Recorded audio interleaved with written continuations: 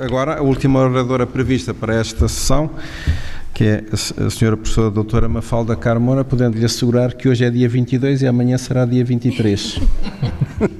Muito obrigada, professor. Muito obrigado. Gostaria de começar por agradecer ao Sr. Professor Menezes Cordeiro pelo gentil convite para vir falar aqui de uma perspectiva de direito administrativo e aproveito para cumprimentar o Sr. Professor Miguel Teixeira de Sousa e os meus colegas de painel, o professor Dr. Luís Gonçalves da Silva e o mestre Filipe Vasconcelos Fernandes. Já aprendi muito, como a via publicista que tem o professor Dr. Luís Gonçalves da Silva, que eu desconhecia, e cumprimento naturalmente os presentes e resilientes agora para a última intervenção deste dia. Eu gostaria de começar aqui com umas palavras prévias. Nós, de facto, nós temos uns problemas graves no mercado imobiliário, não só do arrendamento, mas só da aquisição. E é um problema que é um problema generalizado, não é um problema que afeta apenas as classes mais baixas, é um problema que afeta também a classe média ou aquilo que eventualmente resta da classe média.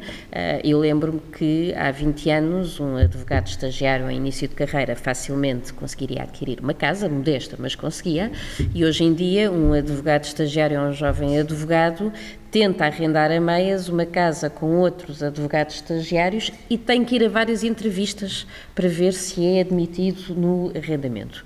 E, além disso, há aqui uma pretensão, enfim, de melhoria das condições de vida, uma pretensão, vamos chamar-lhe assim, sem vergonha disso, uma pretensão de classe média de ir progredindo, ir melhorando, ir tendo uma casa melhor, que também está completamente estagnada.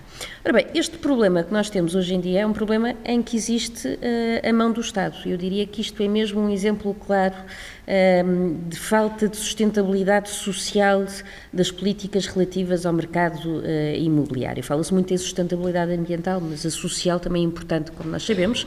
E aquilo que nós estamos a ver é uma desgraça anunciada. A quebra da construção, o incentivo aos vistos gold, a política que existe, acho que não foi alterada, de fixação, de atração dos nómadas digitais e outras coisas que tais. O Estado tem uma especial vocação para resolver um problema criando outro ou outros. E tudo isto a par do empobrecimento da população portuguesa, que nunca foi rica, mas que está sujeita a uma enorme carga fiscal nos últimos tempos. Para além disso, há também aqui muito que falar do Estado, e falar do Estado não só na burocracia que existe em tudo aquilo que diz respeito à construção, fora os impostos associados a toda a atividade de construção. Isso não ajuda, e isso tem a mão do Estado. E, obviamente, todos os imóveis devolutos que o Estado tem, que é o que dizem nem o Estado, lá de Ciências, Estado, institutos públicos, municípios, portanto todas as entidades públicas que se calhar nem sabe quantos é que são e que poderiam facilmente dar aqui um contributo para este problema. Eu aqui há uns tempos assisti mais de perto do que queria um problema paralelo a este, teve a ver com um projeto de construção de renda acessível numa zona de Lisboa, no Restelo, que foi fortemente contestada pela população. Havia ali uma enorme falta de coerência urbanística e social do projeto em causa, era uma coisa absolutamente desenquadrada, urbanística e socialmente. E na altura a pergunta foi colocada várias vezes, que é quantos imóveis existem que são devolutos e que poderiam ser reabilitados com menos custo, criar também um número de habitação que era necessário, e já agora não na zona de Lisboa, que tem a pior rede de transportes públicos. Bom, agora vem o Estado aqui com este ímpeto reformista e com o seu programa Mais Habitação resolver ou tentar resolver um problema, criando outros.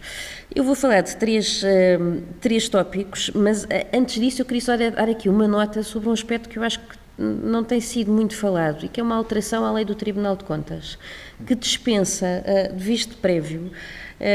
Isto já em 2022, com a lei do Orçamento de Estado, em junho, já se tinha isentado do visto prévio todos os contratos relativos ao projeto, à concepção, à construção e à concessão, se calhar por algum exemplo mais recente, destinados à promoção da habitação acessível. Esses todos já tinham sido dispensados do visto prévio. E agora surge aqui no programa Mais Habitação uma dispensa de visto prévio para os contratos interadministrativos. Eu confesso que tive que ler e voltar a ler a pensar se me estava a escapar qualquer coisa, mas aparentemente todo e qualquer contrato interadministrativo tem ou não tem a ver com a habitação, a reboque do programa Mais Habitação, deixa de estar sujeito ao visto do Tribunal de Contas. Enfim, não sei se deixamos de ter problemas de legalidade financeira porque temos um problema de habitação, ou de legalidade financeira quando são duas entidades públicas e, portanto, não temos que nos preocupar com isso, mas eu acho que há aqui duas notas positivas. Uma é o reconhecimento, ainda que implícito, quando se quer fazer alguma coisa, a sujeição a visto do Tribunal de Contas é, de facto, um obstáculo, pena que o Estado só se preocupe em alguns casos, e depois, enfim, é elogiar a constância, que é a de resolver problemas criando outros, porque não tarda, depois haverá uma série de problemas com a legalidade financeira, o controle e os contratos interadministrativos que magicamente agora deixaram de estar sujeitos a visto do Tribunal, ou deixarão de estar sujeitos a visto do Tribunal de Contas. Mas quanto aos três tópicos prometidos, há aqui um que é aparentemente positivo, que são as alterações ao RGE, ao regime jurídico da urbanização e da edificação, até acompanhado assim de um simplex que está a acontecer, que já houve ambiental e que também teve alterações importantes de simplificação geral no CPA, e depois dois outros pontos, um que é o arrendamento forçado, que ainda se pode, se calhar, fazer mais alguma crítica e mesmo assim vai ser difícil, e o outro menos discutido, que tem a ver com a alteração da Lei de Bases da Política de Solos, do REGIX, dos instrumentos de gestão territorial e também do RGE, que me parece que têm passado assim um pouco pelos pingos da chuva. Bom, primeiro ponto, o ponto positivo, que é a alteração ao RGE, com o intuito de simplificar o procedimento administrativo. Isto à partida é sempre tudo bem-vindo, tudo o que simplifique é sempre bem-vindo nestes casos. E temos aqui algumas medidas, temos a edificação que passa de estar sujeita à licença para comunicação prévia, temos uma aprovação baseada nos termos de responsabilidade, com maior responsabilização depois de projetistas e de executantes, temos aqui uma valorização da conferência procedimental e até temos um regime de juros de mora, que é uma sanção pecuniária que se aplica aos municípios e outras entidades quando não cumprem os prazos. Bom, a tudo isto junta-se a tal alteração geral ao CPA de que já falei há pouco e que tem também aspectos muito importantes para esta agilização, nomeadamente em termos de pareceres e de agilização na parte e de caducidade até do exercício da competência para emitir os pareceres, a alteração ao CPA que, mercê da lei de retificação, já está em vigor. A pergunta que se coloca, as duas perguntas é: estas medidas vão ser eficazes e sim serão realmente boas? Em relação à comunicação prévia, eu sou um bocadinho cética, porque há muitas maneiras de transformar uma comunicação prévia num processo quase tão difícil como o de um licenciamento, além de que há toda a fiscalização sucessiva a seguir.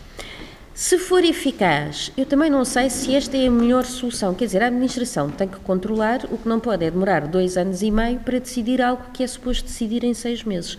A falta de controle da administração é, se calhar, um caso aqui de falta de sustentabilidade urbanística neste triste fato, que é o de solucionar problemas criando outros. Portanto, esperemos que daqui a 10 anos não tenhamos o programa Mais Urbanismo para resolver os problemas que, entretanto, criámos.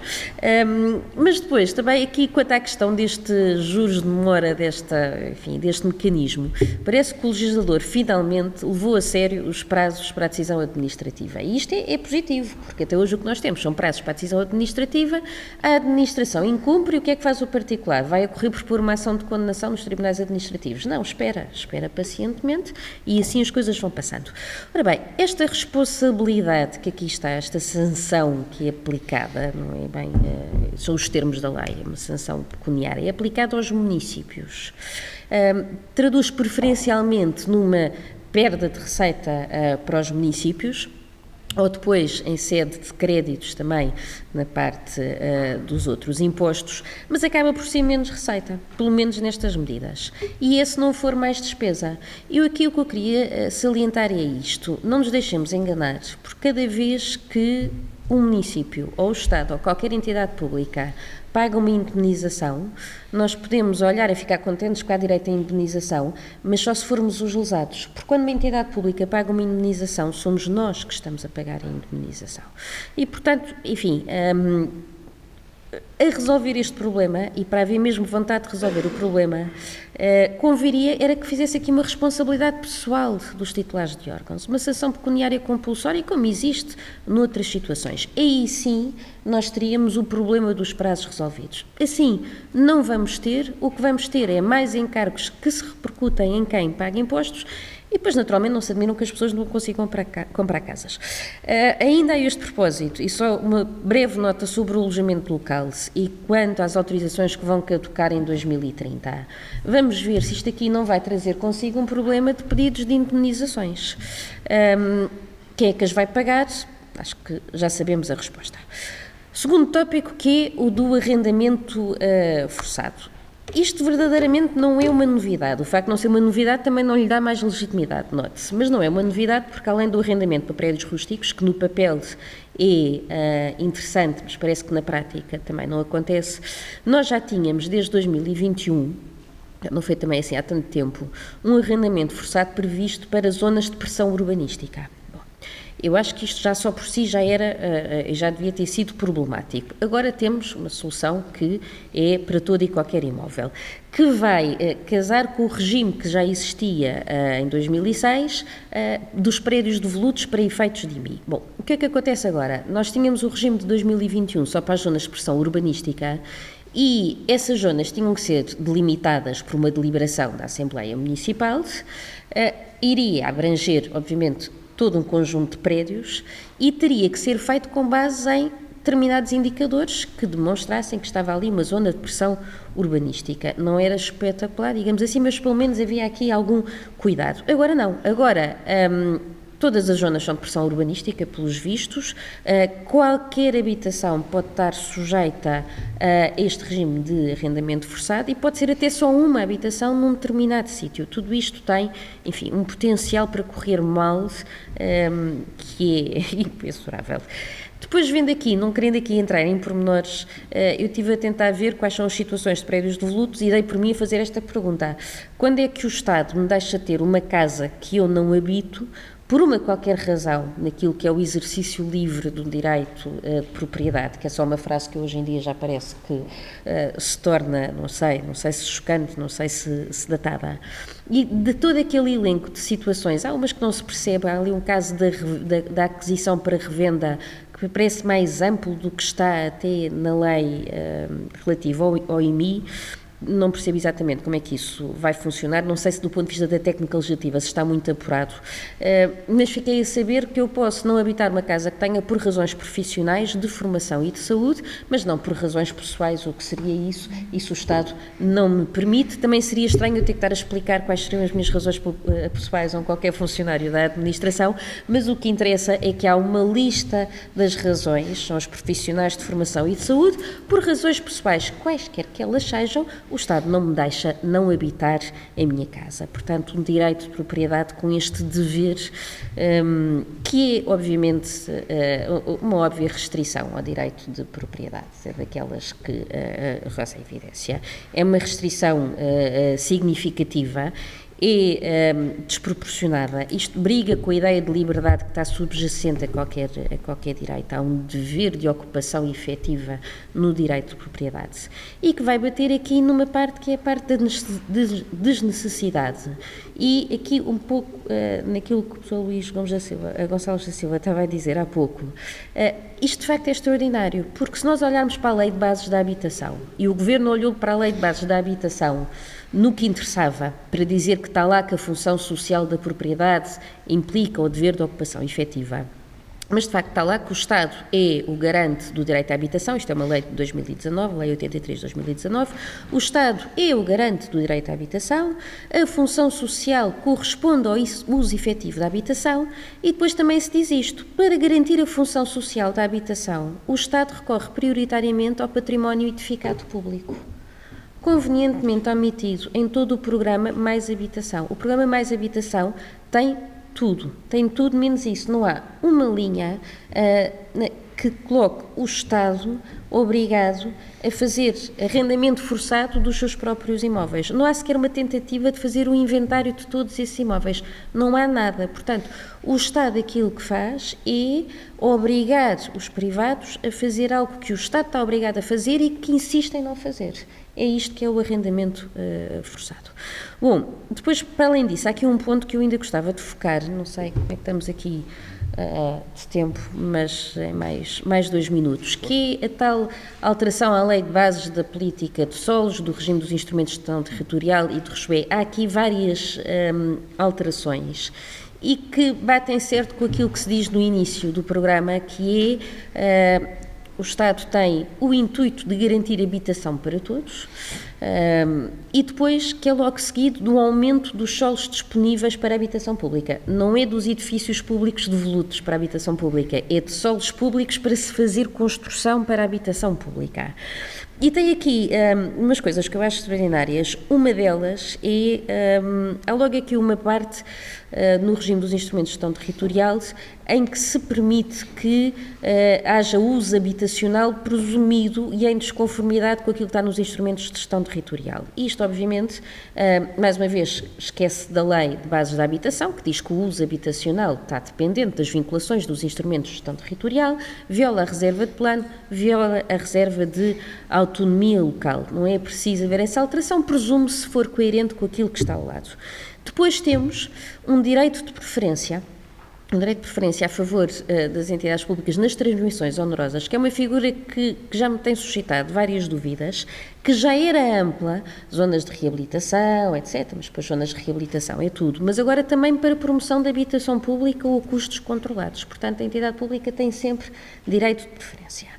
E depois uma outra, que para mim é se calhar aquela que me parece mais complexa, que são as cedências nos loteamentos. Como sabem, quando se faz loteamentos, há obrigatoriamente cedências para espaços verdes, infraestruturas, arruamentos, enfim, tudo perfeitamente compreensível. Ora bem, agora passa a haver cedências para a habitação pública. Exatamente. Ou seja, o promotor imobiliário que quer fazer ali o loteamento para fazer, se calhar, o condomínio, daqueles com nomes com 2 L's que estão muito na moda, mas que estamos num país de liberdade e é assim que as coisas funcionam, vai ter que ceder gratuitamente solo para fazer ao lado a habitação social, a habitação pública. Que eu acho que isto é uma ideia, tem uma óbvia carga ideológica aqui. Há aqui uma irónica indiferença perante o direito à diferença, há aqui uma tentativa de tornar tudo igual. É quase também aqui uma política de engenharia social mais do que pura e simplesmente habitação, como aliás já tem sido tentado noutras coisas, noutros projetos de renda acessível, como eu falei há pouco. Enfim, nem tudo é mau, mas é quase tudo. Há aqui uma parte de simplificação procedimental que à partida é bem-vinda desde que não venha criar outros problemas. Convém sempre não entrar em litígio com a administração pública, porque se entra em litígio com a administração pública vamos para tribunal e depois aí é que não há simplificação que nos proteja e vamos estar anos para construir o que quer que seja, mas há aqui muitos aspectos negativos, são claramente superiores aos aspectos positivos. A aplicação, o que eu gostava de ter visto neste programa Mais Habitação era um Estado que começasse a olhar para si mesmo, um Estado que começasse a olhar para os seus edifícios devolutos, um Estado que aplicasse o arrendamento forçado em primeira linha aos seus prédios, não a prédios dos privados, um Estado que não quisesse ser, porque parece ser, com o direito de preferência, os mais solos públicos para construção, parece que o Estado se quer tornar no grande senhorio do país, o que é uma ideia algo, enfim, equivocada. No geral, eu diria que seria bom que nós tivéssemos aqui menos Estado, mas um Estado que fosse cirurgicamente eficaz, em vez de termos mais Estado, um Estado pior e um Estado que só pode ser elogiado por aquilo que é constante a fazer, que é tentar solucionar um problema criando outros e onerando os direitos dos particulares. Muito obrigada.